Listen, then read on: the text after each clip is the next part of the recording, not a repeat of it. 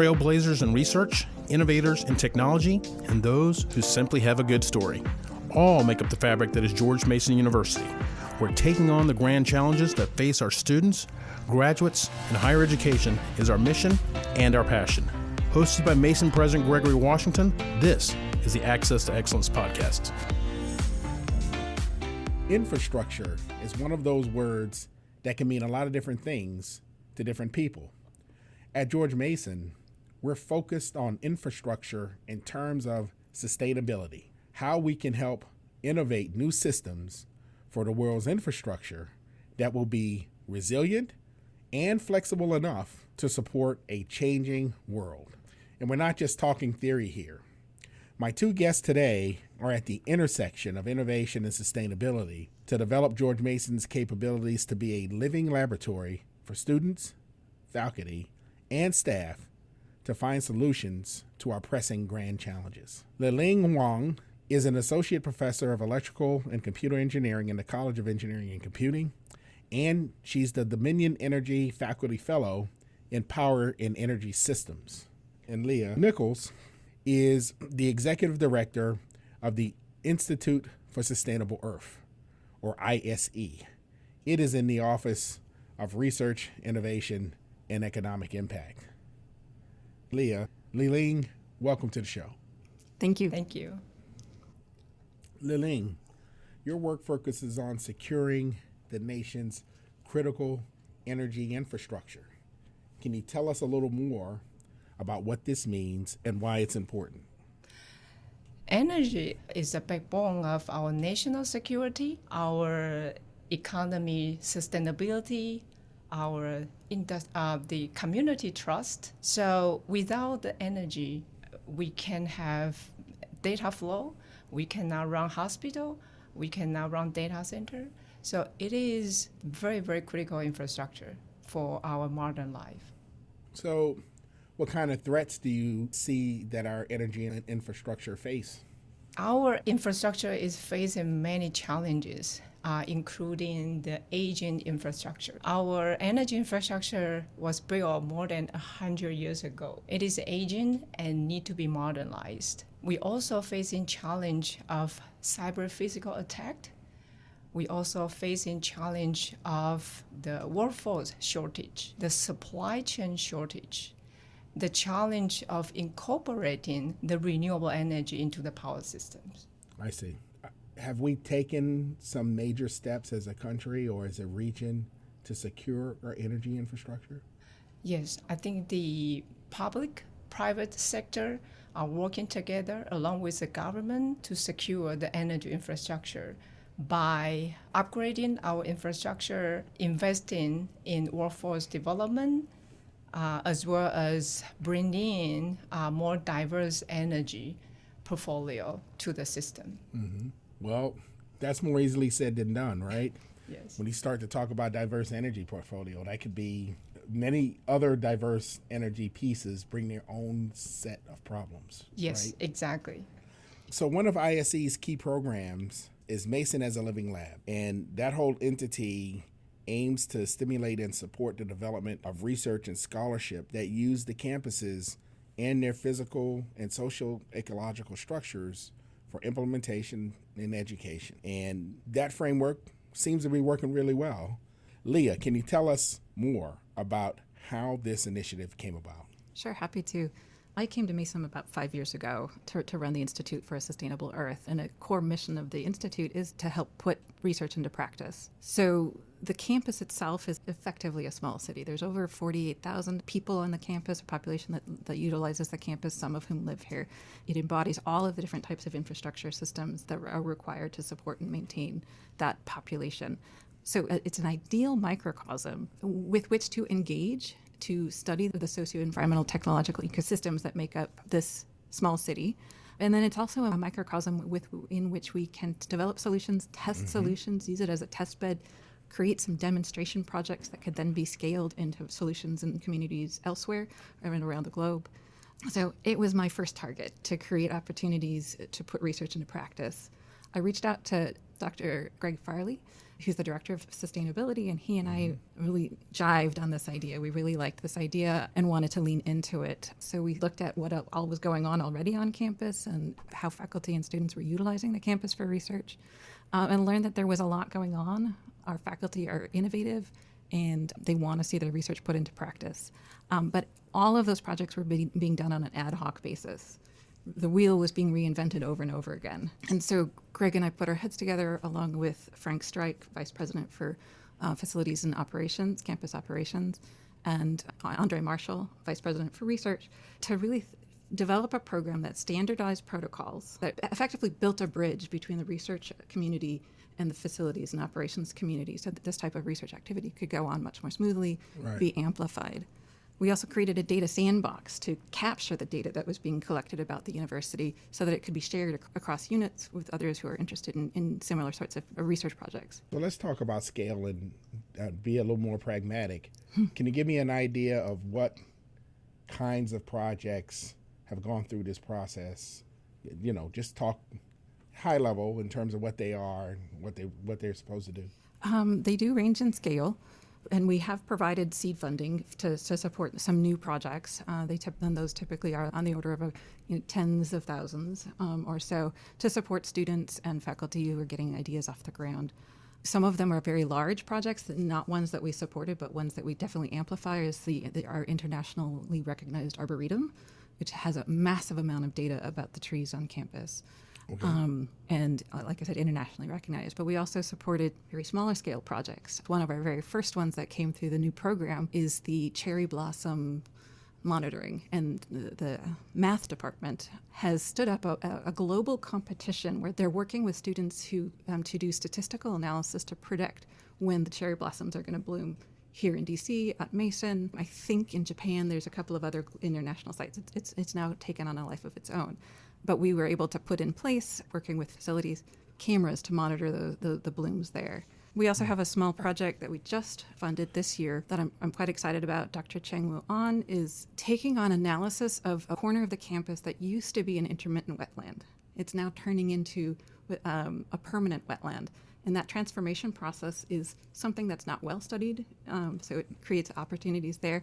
But it's also of interest to the campus operations. Understanding this change process will help them better manage the wetlands and the ecosystem that's emerging in this space. So very exciting. So Liling, Yes. while your Smart Grid Lab is independent from ISE, if I'm not mistaken, right? Yes. The project is working towards a similar goal. Yes. Right? Yes. So we got two living lab concepts. So talk to me about each one of you. What does it mean to be a living lab? To me, a living lab, it is the platform to close many, many gaps between the industry and academia. Within the academia, between the students, the faculty, the staff, it is a platform can bring everybody together as a community, and especially at Mason to achieve education and research. Talk a little bit about how the projects support experiential learning of our students. It's bring our students career ready and build their teamwork, problem solving, and it build them confidence because they operate, they experience that, they bring the theory into practice. I think it's very, very important to our students, not only to recruit, but also to retain and to advance. Mm-hmm. And I think it also will put Mason as a leading position in all the aspects. It's a very, very important tool for Mason and for our students. I would agree. A lot of faculty do take their students out of the classroom and utilize the ecosystems, the campus grounds, to gather data while their students are learning about the tools and the data collection methods and the analytical methods for studying these types of systems. And, with our lab, what we're hopeful, we have some faculty who are already feeding this data that their students are collecting in courses into the data sandbox. That starts to create a longitudinal data set of similar sorts of data collection over time. But the more that we can get and encourage our faculty to get our students out utilizing the campus to develop their research skills, to develop their understanding of socio-environmental system theory, et cetera, is really exciting. And to me, I think the living lab, what I see, it's beyond the lab. It is a living community, living society. We can have students actually have a startup, a model startup to run this community, to run the lab, to collect the data, and then to hire a student to be the operator. So I think this is even beyond lab, and it also bring in multidisciplinary collaboration between engineering, science, business, and policy. Well, the problems that we have to deal with today, especially in the energy space, are all multidisciplinary, right? Yes, They have the technical aspects, exactly. which are very clear. You have the social economic aspects, which, in my opinion, are very, very clear. And you got the political aspects, Yes. which are not as clear, at least on some things, but are still clearly there, right? Yes. So, Leah, your role at the ISE is specifically around developing connections across communities to put George Mason's research and scholarship into action in support of a sustainable world. So, what does it look like to build those bridges across disciplines? Yes. And talk a little bit about the receptivity on campus to building those bridges amongst our faculty and our researchers and the like. Sure. I was going to say, I'm going to go one step further and say we're building bridges across academic disciplines, but we're also working to bring external partners, people who are interested in co-designing, co-developing solutions that they're experiencing in their lives with local governments, local businesses. Yeah, sometimes they can be, for lack of a better way of putting it, easier to build relationships with than the entities right here on campus. That can be true. A couple of nights ago, I had dinner with one of the founders of NVIDIA.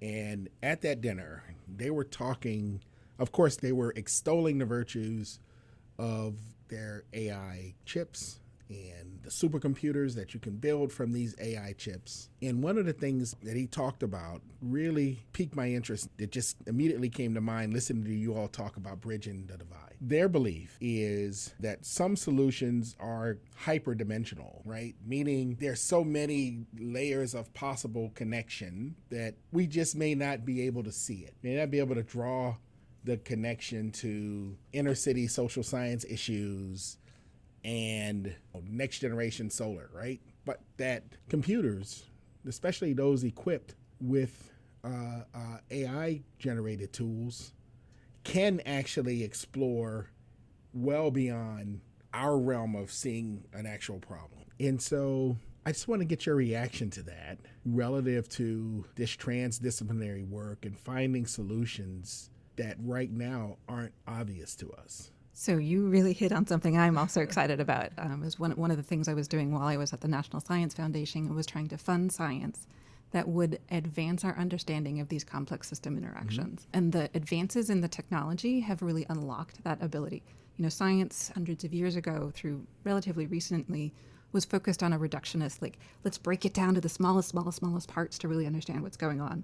Valuable, but now we could really look at systems and try to interrogate what's the causality. Can you explain causality within systems? So these types of tools really allow us to interrogate these complex systems in really new ways, which could very much reveal opportunities to adjust to where to take action, how action in some spaces will potentially propagate into action.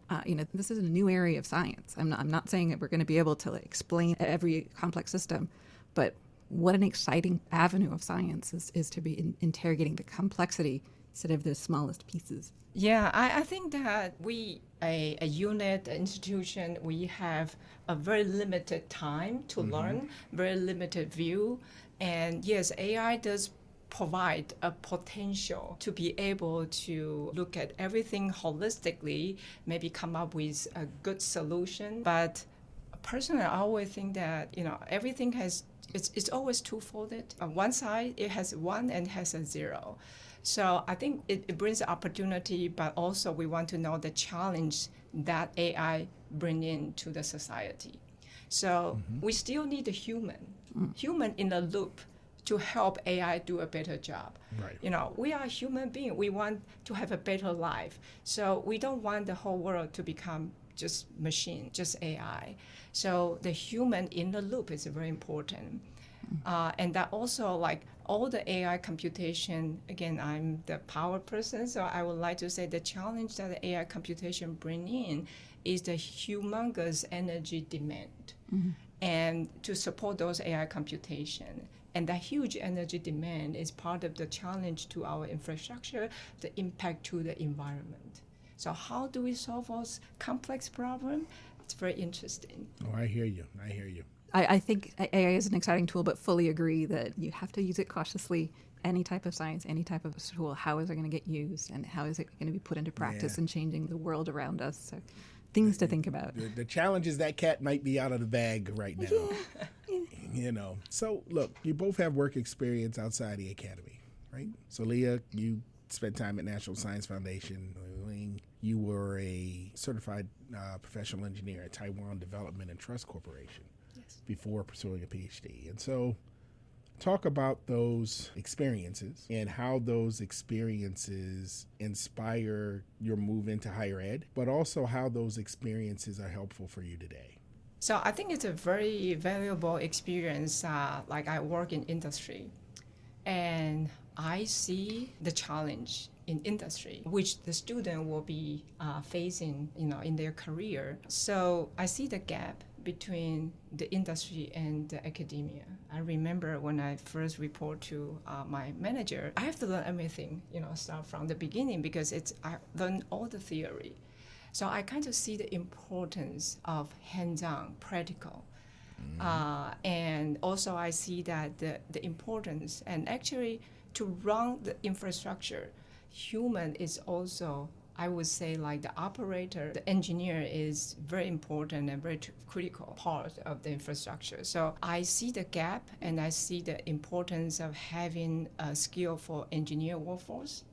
And that's why inspired me to build a career in academia, because I think that it is a very prestigious position to train and educate the future engineer.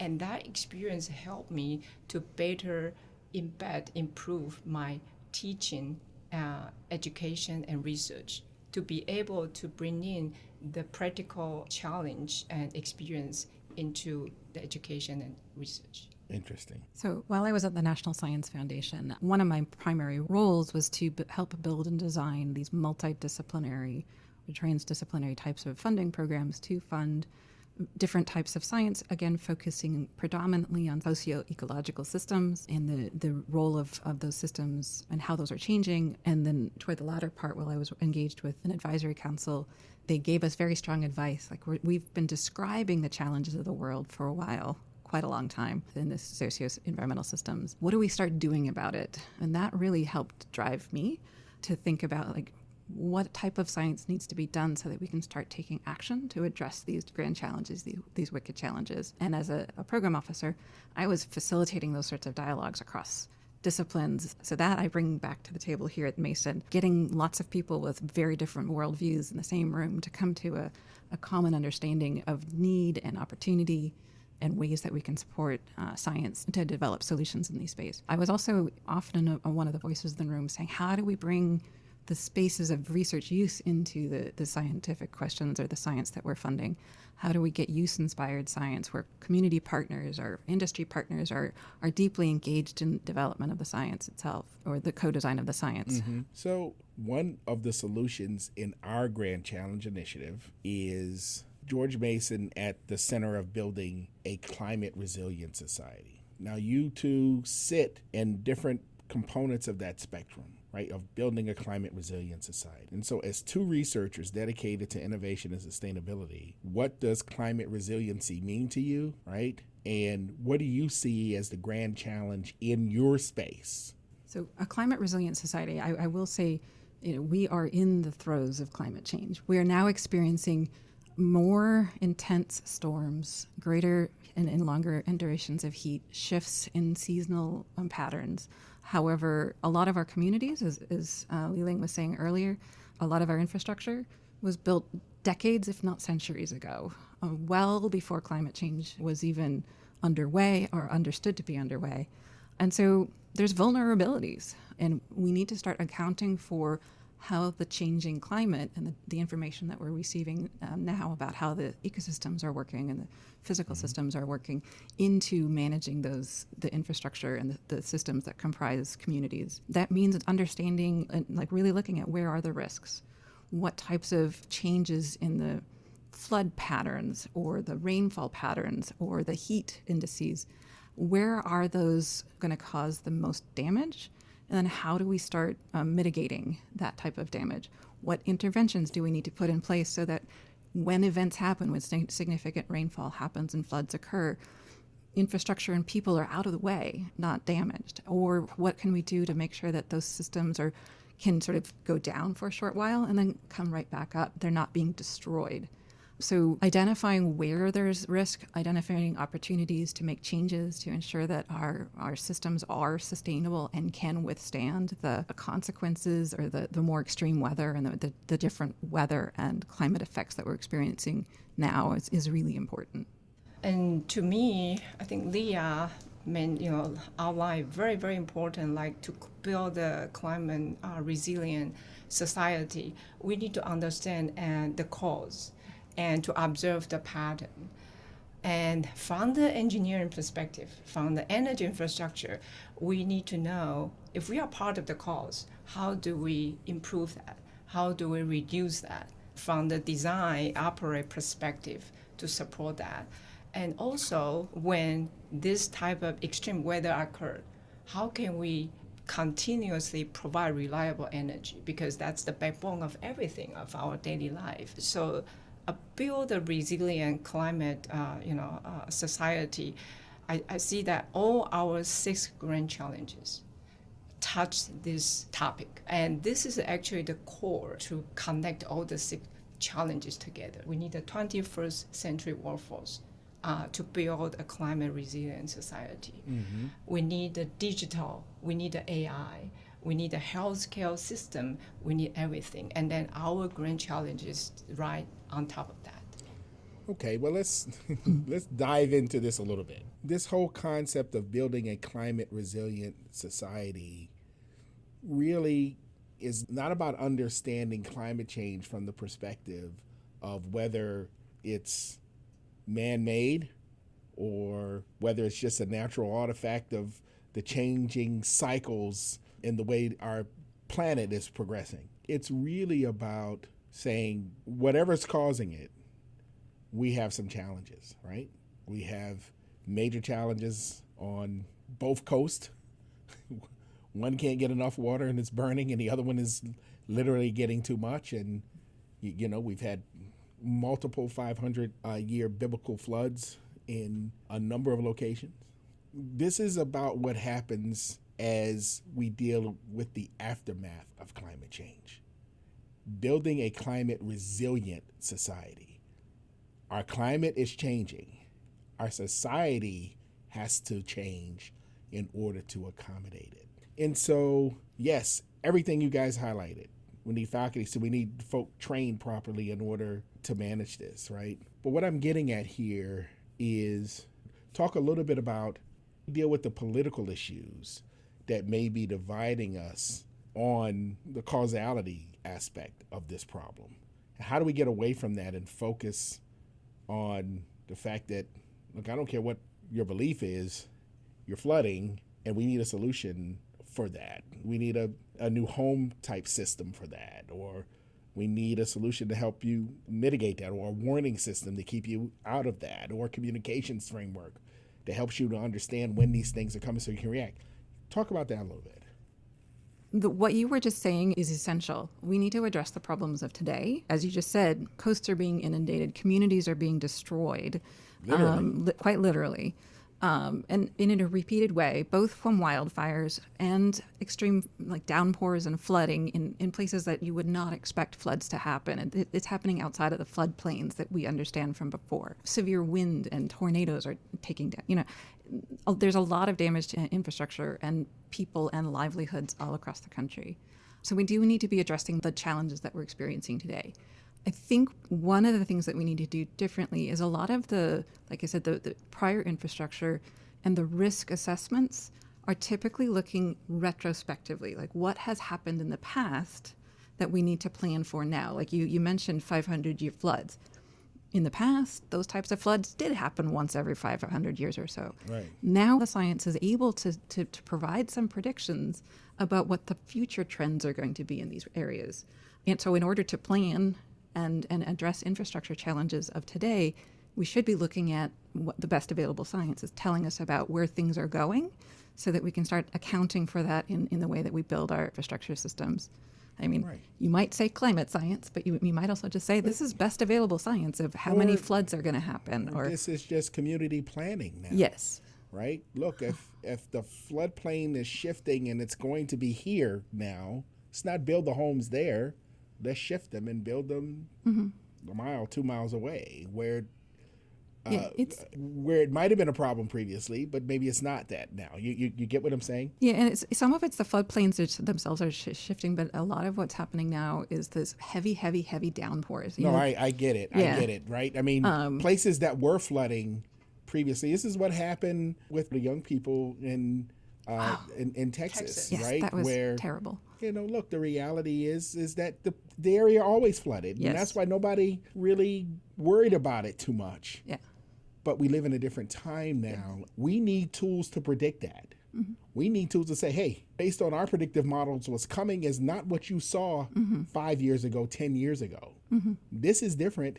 Get out, right? And so that's the kind of thing that I want us to get to as we build a climate resilient society. Liling, I know I interrupted you. Go ahead. No.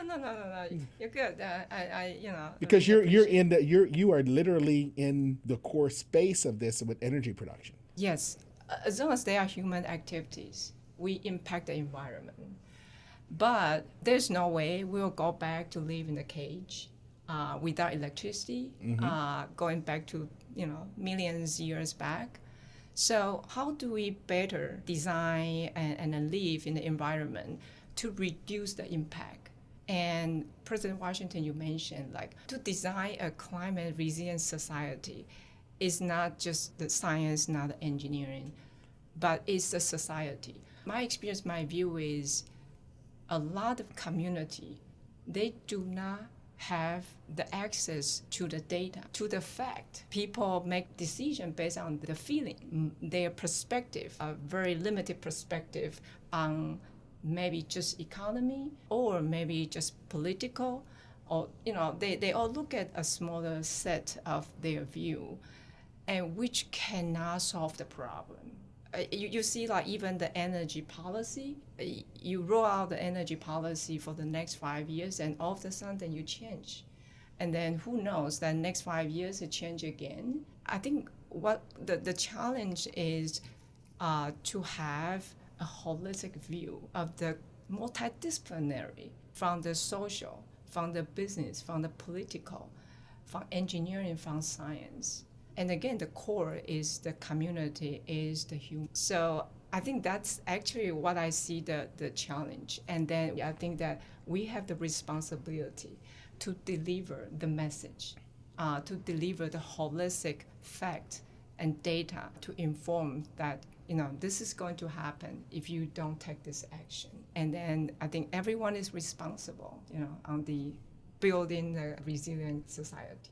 I was also going to add, because I didn't talk much about mitigation of the carbon dioxide into the atmosphere, but that is something we might want to be very, very thoughtfully considering as we address climate resiliency. Things that keep me up at night are, we have trajectories, and the science is starting to tell us that some systems are going to start collapsing. And we're talking about ocean systems and sea level rise and what's going to happen to our agriculture system. I mean, there's some of these existential challenges that might be on the horizon that we're still working on getting the science about. When is that going to happen? Is that going to happen? Those sorts of things. But there is signals that we do really need to be addressing how much carbon dioxide we're putting into the atmosphere so that we hopefully keep us below some of those tipping points. We'll see. As we move forward here, and if you were to be having conversations with our young people today, as you do in the classroom and beyond, or even with our faculty, as we end, what are some of the ways individuals can help create climate resilient communities and ensure a sustainable future? One of the most effective ways of creating resiliency within a community is actually reaching out to your neighbors and your community, understanding where people are vulnerable, helping them address those vulnerabilities if and when possible, recognizing that you might want to go up the street and check on somebody in the context of a disaster so that you can help them create some resiliency. The more that we connect and create community, the stronger those communities are. I see. Regardless of the infrastructure, though, ideally you also are engaged in the processes that will upgrade and increase the resiliency of the critical infrastructures of those communities. Yeah, for me, I always encourage my students and emphasize the importance of having a critical thinking skill. They are the future generation, they are the future engineer to build the system, to operate the system. So critical thinking skill and teamwork, it's very important. One person cannot solve a problem. You need a team. You need people from different skill set, from different perspective. Also to be able to work with a team to drive the innovation. And critical thinking, you don't always believe what you hear. Right? You have to be able to critically evaluate before you accept it. I think that's very, very important. Not just receive what we were told and then execute that. I think critical thinking is very important, so you don't be influenced or misled easily. Understood. Well, look, this has been fantastic. Last point, just quickly, lightning round. What's giving you hope for the future? I think the hope of the future is our next generation. It is here at Mason, our faculty, our students. I think that's the future. And then the infrastructure side, the research, and again, our theme, like our living lab, that give us a hope of the future. What gives me hope is the amount of people who are working hard to solve these types of problems. Faculty as well as students in the next generation. Despite significant headwinds in some contexts, there's a lot of people in the world, in the United States and far beyond, that are really committed to and digging into solving these sorts of challenges. And that's the only way things are going to get done. We just keep on working, keep on designing. I think there's a lot of opportunities to innovate. I just look for the people who are doing things, good things, and there's a lot of them through the Living Labs and through the Institute for Sustainable Earth, always wanting to help and support those individuals here in the Mason community and beyond. Outstanding.